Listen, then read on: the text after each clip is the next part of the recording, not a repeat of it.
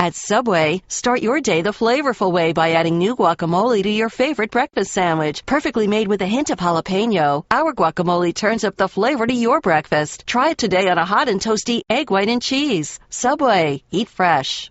The B.S. Report is a free-flowing conversation that occasionally touches on mature subjects. The B.S. Report. The B.S. Report with Bill Simmons. Complex Litigation, this is John. Johnny. How was the subdued, Johnny? It's been so long. It's a forlorn, Johnny. What's that? It's a forlorn. We haven't had you on the podcast since you unofficially joined the Fab Five back in June. That's true. That's very true. America doesn't know. You replaced C-Web. Great trade. C-Web's out. JackO is in. That's true. We would have beaten North Carolina with me at the helm. So I was thinking about you last night. I went to the Dodgers-Angels game. My first baseball game of 2014. Slowly getting into baseball. Yeah, the League of Dorks trade deadline was on Monday. So I actually had to throw myself into baseball a little bit and figure out who was what and what guys. Because we had Mike Trout. We wanted to trade him. We wanted to make some moves. And so figuring out like who people like Jose Altuve were. And then went to this Dodgers game. And Kershaw had an ERA of 169. Yeah. Heading into the game. And I was like, what is going on? That's like is he having the greatest season in history? Pretty good. I realized like what a crappy baseball fan I am. How are you as a baseball fan in 2014? Well, it's been kind of a roller coaster ride for me, and I have to admit that I sort of checked out for a while when the Yankees were just losing every game in a row. It was tough for me to really gin up a lot of interest, but they had a little run before the All-Star break, and I got back into it, and I've been pretty consistent since the All-Star break in following them, although the inexplicable decision to trade for Stephen Drew almost threw me right back off out of the boat, but because that one hit me hard. That one hurt, I'm not going to lie to you. But I've watched games pretty much this entire past week or so. Of course, I was interested when they played the Red Sox, so I watched most of those games, and I've been into it with Detroit the past couple of nights. So I'm back on the high point of the roller coaster, I would say. What'd you think of the Red Sox house cleaning? The Red Sox what? The house cleaning the Red Sox did. Well, I mean, I'm a little baffled by it, frankly, because I thought if you were going to trade Lester, you would do it to get some, not picks, but some upcoming stars, some minor league guys with a high upside that you could maybe then put together for every Red Sox fan's fantasy of going to get Stanton from the Marlins. And so you'd want to give them some young, cheap guys with a high future. Yeah. I was a little surprised that they went out and got a known quantity, sort of a known quantity in Cespedes, or however you pronounce his name, and that they didn't get a bunch of prospects back. I'm really surprised by that. I think they had to get Lackey out of town just because he's such a clubhouse cancer, and I think they had all worn out their welcome and got what they could out of John Lackey. Why is he clubhouse cancer? What's the evidence other than everything that happened in 2012? I shouldn't say clubhouse cancer because all of his teammates apparently love him, but I think he's like a management cancer, if there is such a thing, in terms of being like a whiner and signing a contract that says if I get injured, I'll pay for $500,000, and signing that contract, then getting injured, so he has to play next year for $500,000, and then saying I'm not playing for $500,000. So just a lot of things, and and I think he was sort of I think he liked to. I got the sense that he liked to talk to the press and be kind of a clubhouse lawyer type. I think this all sounds very accusatory. I'm not killing him. I'd rather he was I don't there. I don't like your John Lackey. He's a 2013 world champion, Johnny. That's true. They got their money's worth out of him just for that alone. But I think he had to go, and then he promptly goes to St. Louis and says, "Oh, I'll certainly honor that contract." So it was a nice little grenade that he threw at the Red Sox front office before leaving. My dad didn't like that trade. Because we had him for $500,000 last year. Like that's one of the best contracts in any sport. If he throws 200 innings for $500,000, that's the all-time bargain of bargains. Absolutely, and I don't understand. I mean, you get rid of all your pitchers so that Clay Buchholz and his fragile psyche and even more fragile arm is your ace. He's done. And then, I mean, what are you going to do in the offseason? So now, I mean, you give Lester this lowball 4-year, $70 million offer. So then you trade him for Cespedes, and now your grand plan is, well, now we'll give him the 6 for 150 that he wants. Okay, then you get Lester back at what is not a hometown discount anymore, and then you still have essentially 3 or 4 pitching slots you have to fill. The part I didn't understand with the Lester was if they had just rolled him through the season and then somebody else signed him, they would have gotten the draft picks for him, right? Right. But now if they sign him away from the A's, don't they have to give up draft picks for that? Well, I think I was reading online that basically now, because he got traded and then he's a free agent, nobody gets draft picks, I think.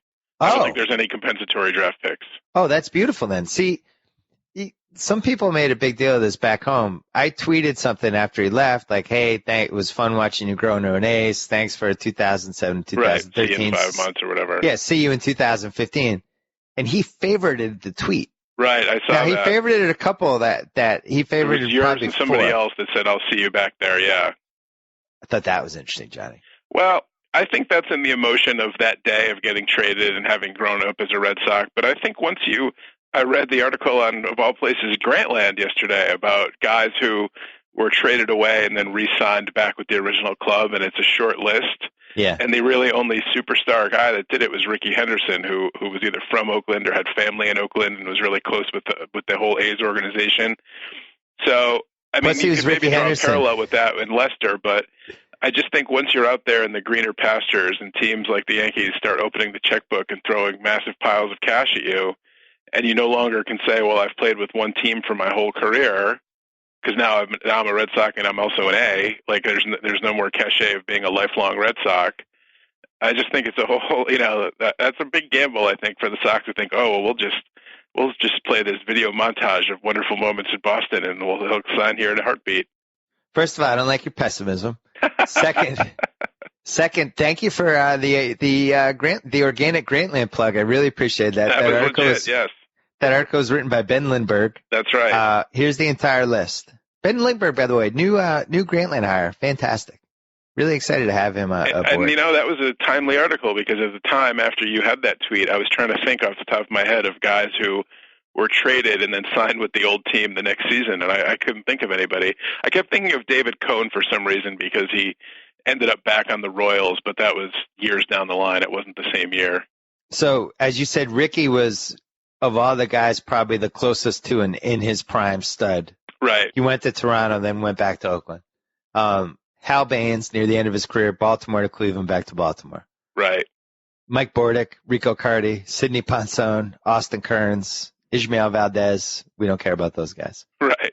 Rick Aguilera is a good one. So he went from Minnesota to Boston, back to Minnesota, and he was still a good closer when that happened. A little past his prime, if I remember, but so the point is we haven't seen a 100+ million pitcher or hitter get traded and then come back and sign with the team. I think Lester is as good of a candidate as anybody. Like, that guy legitimately loved playing in Boston and being on the Red Sox. And I think that's it's definitely an interesting case. I wouldn't say that's not going to happen and just like put a lock on that, because I do think, he came up as a Red Sox, everything he went through in Boston with the cancer and everything else, and, winning 2 World Series there, being embraced by the town. And, it's a good sign that they didn't do the usual smear him out the door campaign. So maybe they still have some hope.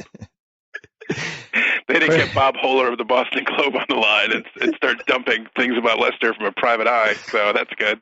I want to defend Boston here, but we totally deserve that barb.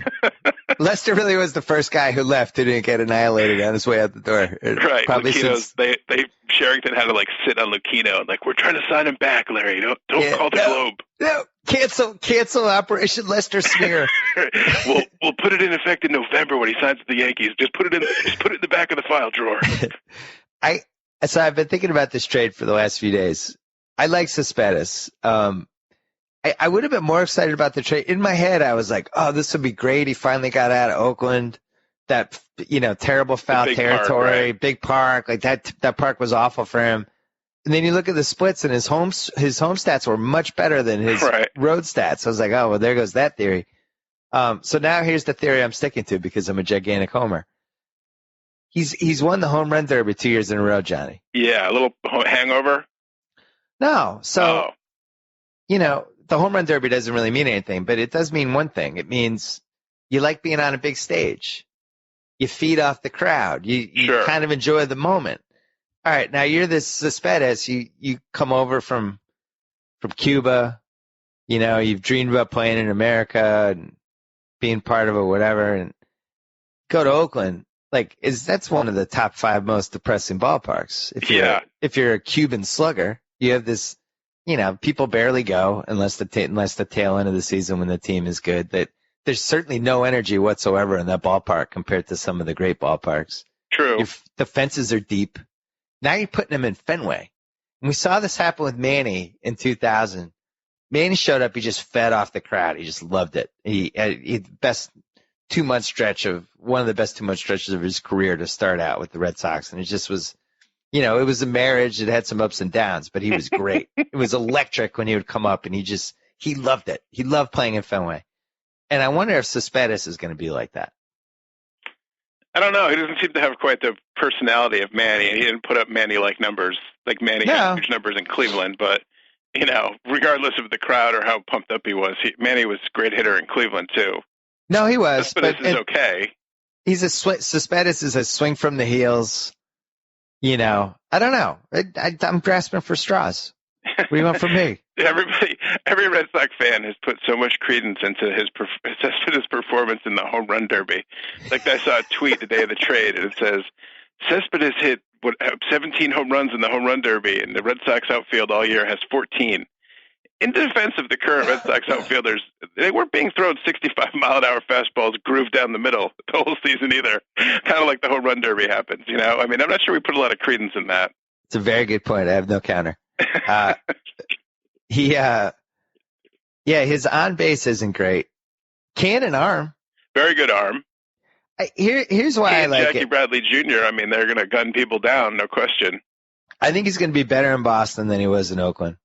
I like the fact that they didn't get prospects because, as we found out the last couple of years, I think every team's found this out, but like, look at the 2 big hot quote unquote prospects we had. Jackie Bradley Jr. Oh, believe me, I'm looking at him. The killer bees. Jackie Bradley Jr. is one of the 5 worst hitters I've ever watched in the Red Sox. It's not a slip. The guy literally can't hit the ball. Like I've actually had conversations with my dad about whether he should have his eyes checked. Yeah. It's like, not a good sign for your high young prospect. Does he need LASIX? Like, what's going on? I've never seen anybody swing and miss so right now he's hitting .218 with the .290 on base and the .299 slugging. Yeah. And he struck out 101 times in 101 games. Strikes out once a game. Yeah. He has 1 home run and 100 strikeouts.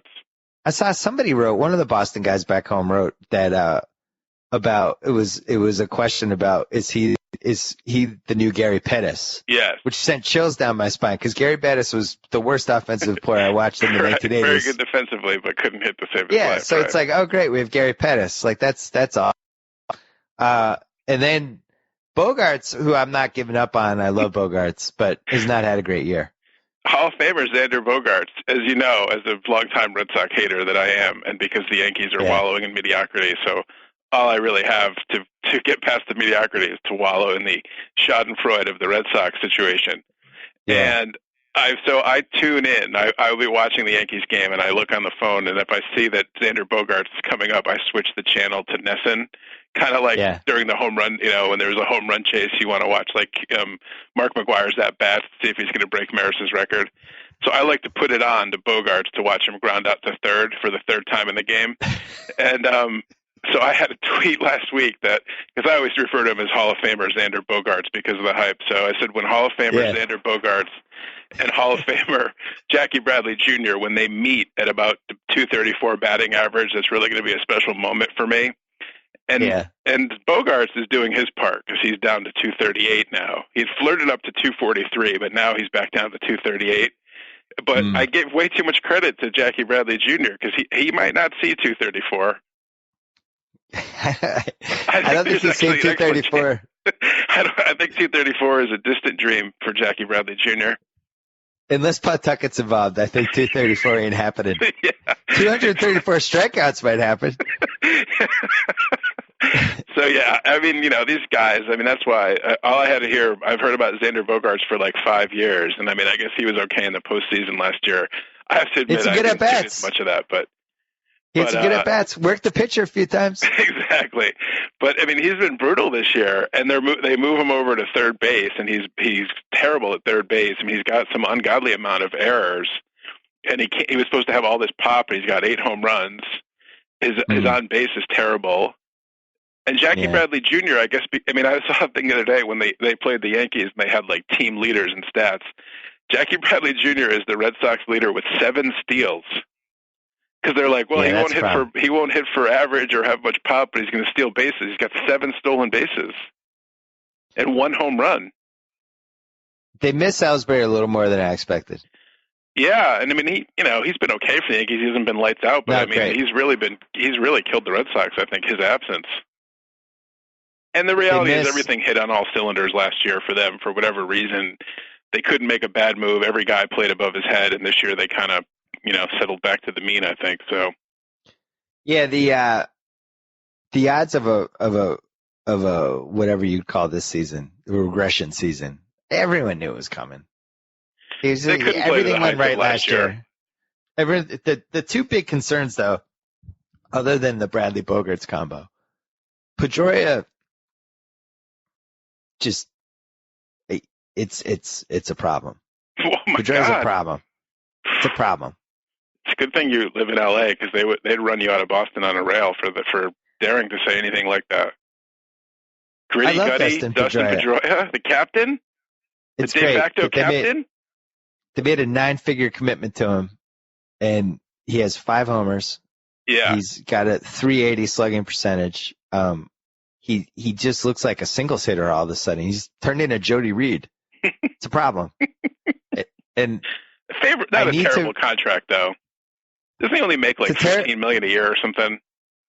Yeah, it's a terrible contract. The problem is he's blocking Mookie Betts. Well, aren't they trying to make him an outfielder now? But we just traded for 9 outfielders. Well, that's true. Where's he going to play? Yeah, that's true. So my fear with this is they made this huge financial commitment to Pedroia, which they should have. You can't fault them on that.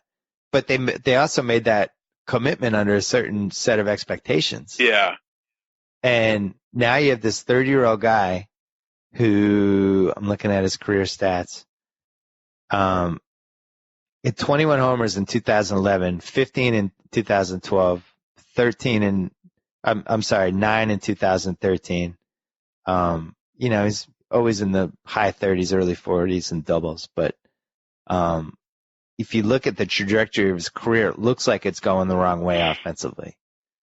And you made this huge commitment to him. And then on top of it, you don't have a spot for Mookie Betts. And I really like Mookie Betts. And I'm worried they're going to trade him because they don't have a spot for him. So now you've made a mistake with a contract, and then you compound it with the second mistake. You had to get it right. That's my fear, Johnny. Well, let's hope that brings true. And then the other thing that they were banking on Bogaerts and Bradley, and they thought Grady Sizemore was going to come in, and like there's things they tried that just didn't work.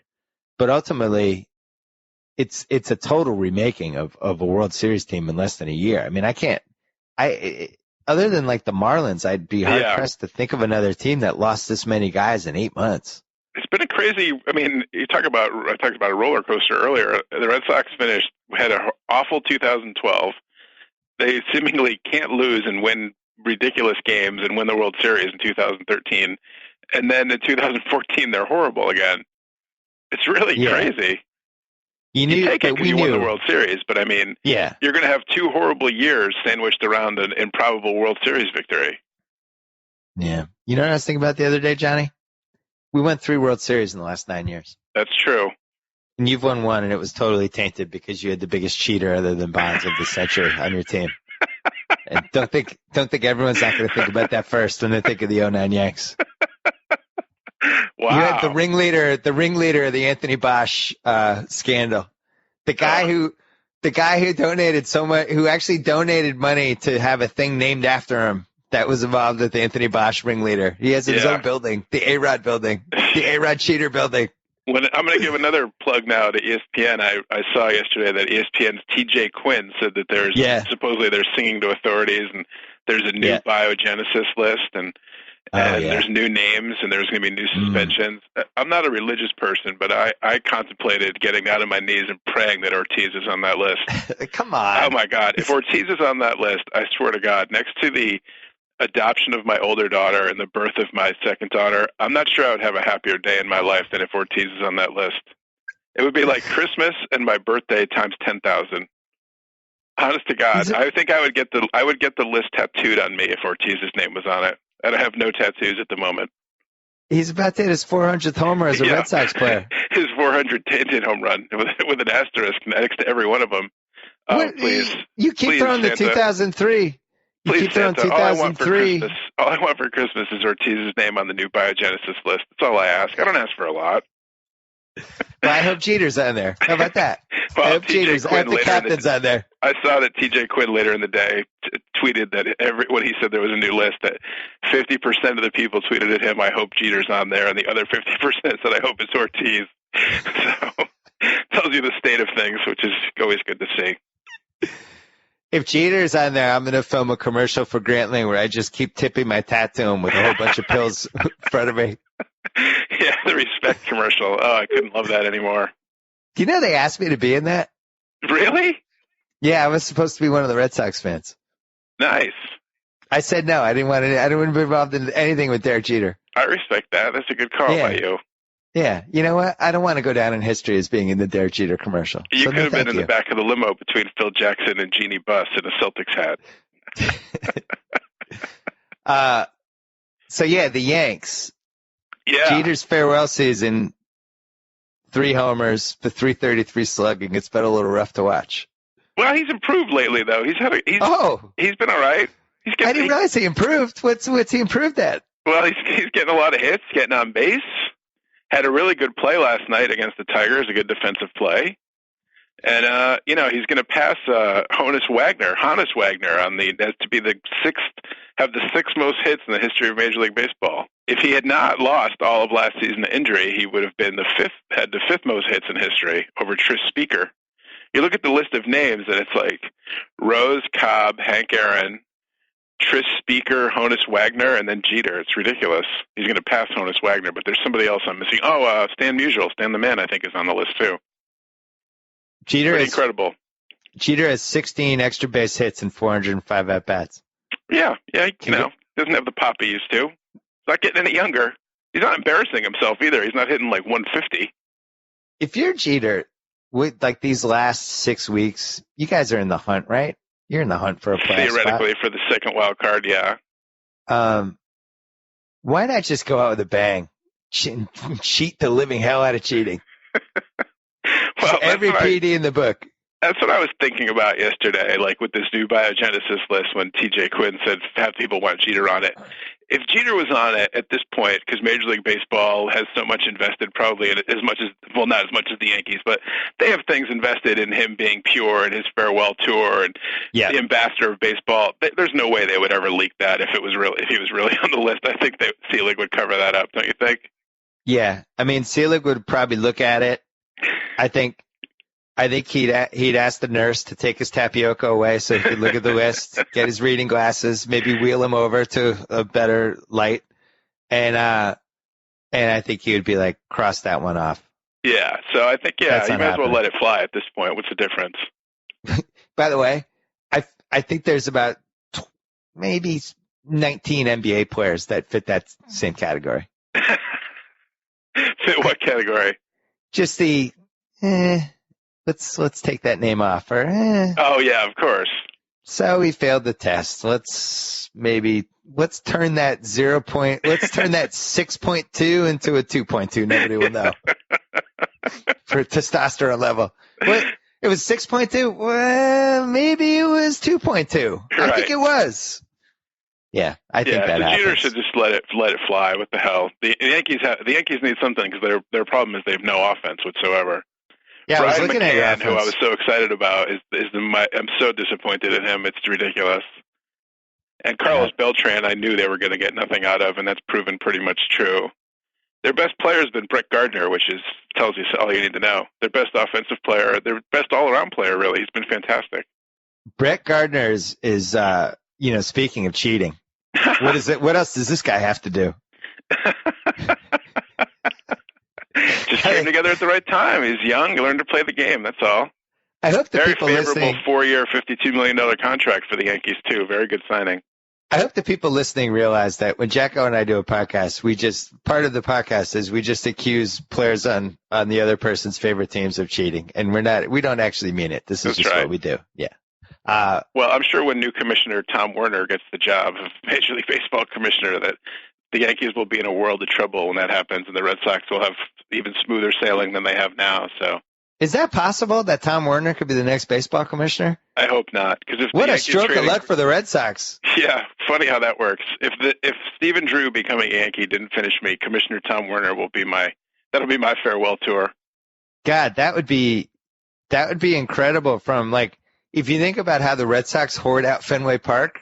Yeah. Imagine what he could do with the entire sport of baseball, Tom Werner. Yeah. And now it's time for the Red Sox have owned a commissioner for the past 12 years, so they might as well skip the middleman and just be the commissioner. It's a lot cheaper that way. And now it's time for the Stamps.com 7th inning stretch. Speaking of which, Johnny, let's listen to a commercial from our friends at Stamps.com. Excellent. I want to mention Stamps.com, sponsor, B.S Report, sponsor for a while. If you go to their website, there's a microphone on the top right. And it says, in the words are, heard us on radio or podcast, click here. Hey, you're listening to a podcast. You should click on that button. And when you click on it, you put in the promo code, which is BS, and you get a deal on a whole bunch of stuff, including a scale. You get some free postage. And more importantly, you never have to go to the United States Post Office ever again. You can just print everything out on your printer. You don't have to go to the post office. You don't have to wait in line. You don't have to deal with smelly people standing there in front of you trying to mail some box to somebody. Just stay home. Stamps.com. Print out the postage. Check it out. Put in the BS. Get a deal on stuff. And we're back. How was that for an organic plug? Did you like that? We're all over the organic plug. That Stamps.com owns the 7th inning stretch thanks to Commissioner Tom Werner. It was great. Do you think he'd turn the Major League Baseball commissioner office into a theme park with restaurants? He'd sell everything for any amount of money, I think. Absolutely, without question. Come over to the commissioner's office and have a beer at the House of Blues. I was reading about his potential commissionership today, though, and it said that apparently when he owned the Padres, which I didn't remember, he gutted the Padres and sold off everybody, and they had a ridiculously low payroll. So it said if he's made commissioner, that would really be a thumb in the eye to the people of San Diego. Not that not that Major League Baseball really cares, frankly, but I didn't realize, because I only am familiar with him with his work with the Red Sox, that they're not afraid to throw money around there. So the good news is the people of San Diego are the least threatening people in the United States. Exactly. 75 degrees every day. Even the only person who ever made San Diego mad was Ron Burgundy, and he was a fictional character. I think they're fine with Tom Werner. 75 and sunny, 360 days a year. I think they'll be okay. Yeah. So Jeter's got realistically 50 games left? Yeah, presumably. So at what point do you just start welling up during the end of each game? Well, I've watched that Respect commercial about 10 times at least, and I've never made it through without it getting a little dusty in there. So as we get closer to the end of the year, it's only going to get worse for me, I think. Although I will say this, I have not. People tweeted me about this to me, and they were right. He's been wearing some cleats the past two nights, and they have career stats and all these Jeter logos and all these things on there, celebrating him. And yeah, I got to say that doesn't really seem very Jeter-like to have these. That's more like a Johnny Manziel thing to call attention to yourself through your cleats or whatever other means you have. That's a little disappointing. But he's moving it to sell shoes, presumably. So guess he's got to make a buck or a couple $100 million anyway. I mean, Mike, you're Derek Jeter. You never do stuff like that. Exactly. You can't do it, Mike. Joe DiMaggio's not wearing cleats with the stamps on it, Mike. He's not doing it. I don't remember Ted Williams' final game in a specialized bat. Yeah, Yeah, I'm going to mildly throw him under the bus a little bit on that one. I guess you really can't mildly throw somebody under the bus. I'm going to mildly critique him for that one. But wow, a mild critique. Well, it's considering you turned on Mariano Rivera for one podcast in 2009. That's not even nearly as bad. You know, there was the emotional return of Jabba Chamberlain last night to Yankee Stadium. Speaking of Mariano Rivera pitching was for the it emotional? Tigers. They booed the life out of him. I couldn't believe it. Wow. And then you know what he did? He hit Jeter. What? Yeah, but he didn't do it on purpose. It was a pitch got away from him, and you could see he was killing himself about it. Have you seen Mike Trout in person? No. So Mike Trout played in the game I went to last night, and took the fam. We're like still getting Dodger dogs and stuff, and then I realized like it's Mike Trout versus Clayton Kershaw in the first inning. It's like, oh my god, like this the best hitter in the league against the best pitcher. This is kind of awesome. Right. Tell my kids this, they could care less. They're like, hey, where's the mustard? But Trout in person is like, he beat out an infield hit. He had a grounder. He had a line drive to third base, like a hard line drive. Third baseman reached out, got it, sprung up and threw, a rope to first. And Trout beat it out, and it was incredible. Like, they had to review it, and I think they had to review it just because they wanted to watch Trout run again. See it again, yeah. He is the fastest. I've never been to a baseball game and saw a baseball player where I was just like, oh my God, look at this guy. Like, he just looks perfect. He looks like the way people talked about Mickey Mantle when we were growing up, and they would tell Mickey Mantle stories from the 50s. Yeah, that's what they always say. He was, before he hurt his knee, he was like so fast from home plate to first. But he's not a switch hitter like Mantle was. But other than that, he's Mickey Mantle. Yeah. And it was awesome to see him in person. I highly recommend it to anybody out there. Wow. Unfortunately, I don't think most people even know what Mike Trout looks like. No. I was saying this to somebody. If, Paul George broke his leg in that game. Yeah. It was a 96-hour news cycle afterwards. Yeah. What baseball player other than Derek Jeter could break their leg like that in a game and it would be a 4-day news cycle afterwards? Would that happen to Mike Trout? Well, no, probably not. But I mean, I'm not sure it's because it was Paul George or he has the name recognition. It's because it was a horrible injury. And like anytime there's video where you really don't people, they have to preview it with, you really don't want to watch this. Seriously, don't watch this. Yeah. Like a horrific car crash, people can't help but look. So that was part of it. I mean, I'm not sure the average person, it's not like it was LeBron or, Tim Duncan or Durant. People know them, but I mean, I'm not sure many people know Paul George. I think it was more because it was like a Theismann-like injury. I think more people would recognize Paul George than any baseball player other than Jeter. Yeah, that's probably true. Beyond Jeter and Trout, and I'm not sure how recognizable Trout is. I mean, I don't know who's the face of baseball. If Trout walked through your office right now, how many people would stop him? Probably not many. But people would know Ortiz. Ortiz is a big face. Oh yeah, Ortiz. Yeah, Ortiz is. Yeah, and he also looks distinctive. If he broke his leg, it would be a 4-day news cycle. It would also be the highlight of your summer. I don't want him to be injured. I just want him on the list and scored and shamed for life. All I know is ever since you started wishing harm and bad things for Red Sox players, you haven't won a World Series since, and we've won one. So keep it up. There you go. I don't wish harm on him. I don't want him to break his leg. I just want him to be on the list. Just like a pulled hamstring? I really want him to be on the list. Is there anyone else you'd want to be on the list? He's at the top of the list, I would say. Certainly. It would be funny if Pedroia was on there. Really, any Red Sox, any way that their World Series victories could be tainted would be huge for me. Yeah. There's nobody else I hate in baseball. I was reading yesterday, some people were saying, it would be great if Cano was on there, and you could say the Yankees got rid of him because of steroids. But one, we know that's not the case, that they got rid of him because of that. And two, that would just taint the Yankees because it would be another former Yankee tied to steroids. So I don't really want Cano on there.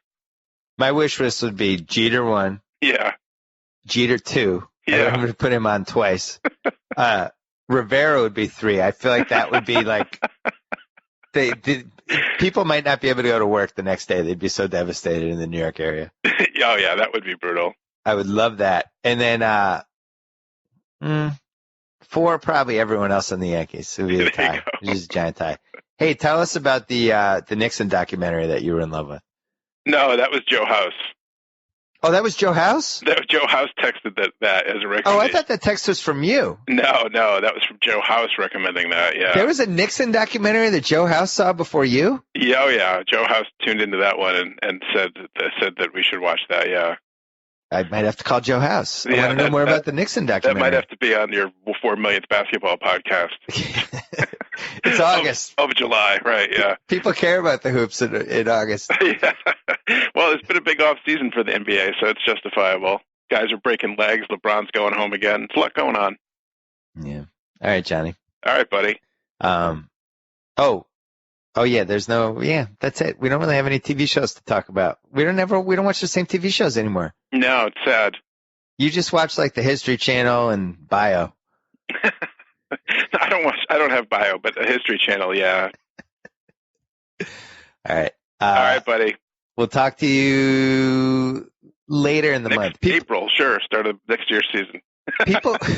People always get mad when time passes without us talking. It's probably the most common reader email I get. People are like, "How are you doing? Why haven't you called JackO? What are you doing?" Thanks, everybody. I appreciate the support. Yeah. All right. Talk to you soon, Johnny. Talk to you soon. Bye-bye. Target percent off. Whoa.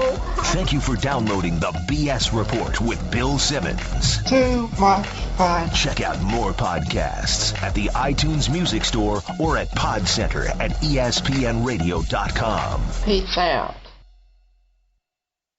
Gotta say, Gola, great call on grabbing Subway for lunch and getting guacamole on our subs. Told you this new guac really amps up the flavor. Yep, something adding up things can be great. Guacamole on your sub, a new co-host to replace you. What was that? Oh, no, nothing. Subway now has deliciously rich new guacamole made from ripe Hass avocados with just a hint of garlic, onion, and jalapeno. Discover how new guacamole turns up the flavor on any of your freshly made favorites. Subway, eat fresh.